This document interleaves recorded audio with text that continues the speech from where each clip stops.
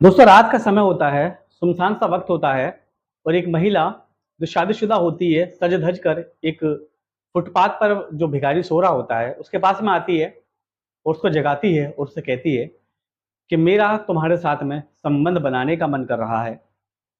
ये बात सुनना होता है कि वो भिखारी बगैर कुछ सोचे समझे महिला की इस बात से बड़ा ही आश्चर्यचकित रह जाता है कि भाई ये क्या मामला है कि एक सजी धजी महिला मेरे से आके मेरे से आकर ये कह रही है कि मुझे अपनी ख्वाहिशात को पूरा करने के लिए आपकी ज़रूरत है। बहरहाल महिला के मुंह से इस बात को सुनकर ये भिखारी तुरंत उसके साथ उसकी बातों में आकर उसके पीछे पीछे चलने लगता है। महिला उसको एक सुनसान सी जगह पर लेकर जाती है जहां पर इसकी हत्या कर कर इसकी लाश को जला देती है। दोस्तों आखिर इस भिखारी की लाश को जलाने की क्या क्यों नौबत आई इस महिला को और इसकी मंशा क्या थी, बात करेंगे इसी कहानी के अंदर। तो ज्यादा बात ना करते हुए कहानी की करते हैं शुरू। दोस्तों ये कहानी है गुजरात के भुज की, जहां पर एक शख्स अपनी बीवी के साथ में रह रहा होता है कि दोनों में यहाँ बीवी काफी दुखी चल रहे होते हैं क्योंकि पिछले 3 महीने पहले ही इनकी बेटी ने, जो शादीशुदा थी, उसने खुद को जलाकर आत्महत्या कर ली थी। उसकी वजह यही थी कि उसकी बेटी किसी और से प्यार करती थी, लेकिन ये घर वाले उसकी शादी कहीं और कर देते हैं जबरदस्ती से, और वहां पर ये लड़की खुश नहीं हो पाती है और एक वीडियो के माध्यम से बताती है कि अपने माँ बाप को कि मैं इनके साथ में नहीं नहीं रह सकती और मैं अपनी जिंदगी को खत्म कर रही हूँ। ये वीडियो बनाकर वो अपने ऊपर पेट्रोल छिड़क कर आत्महत्या कर लेती है। इसीलिए लगातार ये दोनों मियाँ बीवी परेशान चल रहे थे। एक दिन अचानक ये शख्स अपने घर के अंदर बैठा होता है, दुखी चल रहा होता है क्योंकि इसकी शादीशुदा बेटी है जिन्होंने आत्महत्या कर ली है। रात का समय होता है तो क्या देखता है कि दूर से इसकी वही बेटी जो 3 महीने पहले जलकर मर गई थी, वो सामने से चलती हुई इसके पास में आ रही होती है। ये शख्स अपनी नजरों के ऊपर बिल्कुल भी यकीन नहीं कर पाता कि ये मैं क्या देख रहा हूँ, और देखते देखते उसकी बेटी उसके पास में आ जाती है। उसकी बेटी अपने पिताजी से गले लगकर रोने लगती है और कहती है कि पिताजी मुझे माफ कर दीजिए। उसके पिता एकदम हक्का बक्का से रह जाते हैं कि यह आखिर क्या माजरा है। उसकी बेटी बताती है कि पिताजी मैं मरी नहीं थी, मैं जिंदा ही थी और ऐसी ऐसी बात है जिसकी वजह से मैंने ये काम को उठाया। उसके पिताजी कहते हैं बेटी मैं कुछ समझ नहीं पाया, मुझे थोड़ा सही से समझाओ आखिर तुम्हारे साथ में क्या मामला हुआ।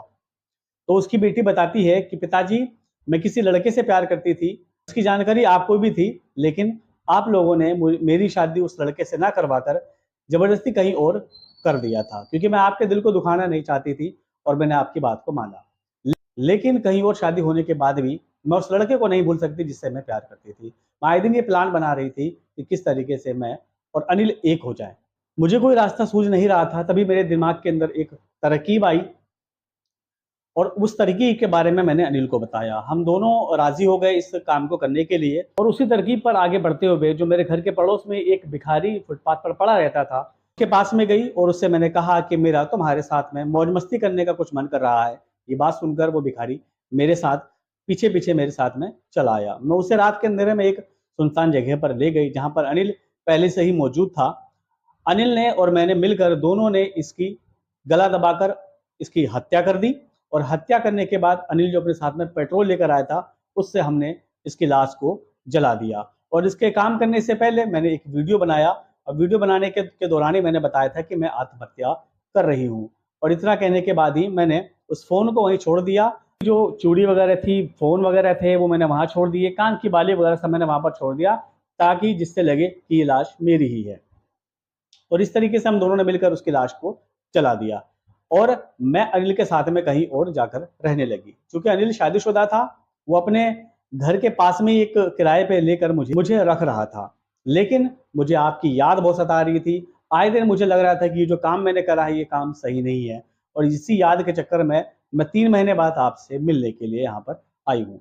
दोस्तों इतना सुनना था कि जो उसके पिताजी होते हैं उसको पहले से और ज्यादा गुस्सा आने लगता है कि आखिर तुमने एक बेकसूर की जान क्यों ली। और उसके बाद उसके पिताजी खुद पुलिस को फोन कर देते हैं और फोन करने के बाद उसको सारी घटना की जानकारी दे देते हैं। पुलिस आती है, इसकी बेटी और जो अनिल इस काम के अंदर शामिल था उसको उठाकर जेल के अंदर बंद कर देती है और उस भिखारी के बारे में भी मालूमात कर लेती है कि आखिर ये किसकी लाश थी। दोस्तों इस तरीके से एक बेकसूर की जान इन लोगों ने प्यार को पाने के लिए कर ली। जिन लोगों ने इस घटना के बारे में सुना सभी हैरान है कि आखिर कोई एक अपने प्यार को पाने के लिए इस हद तक कैसे गुजर सकता है।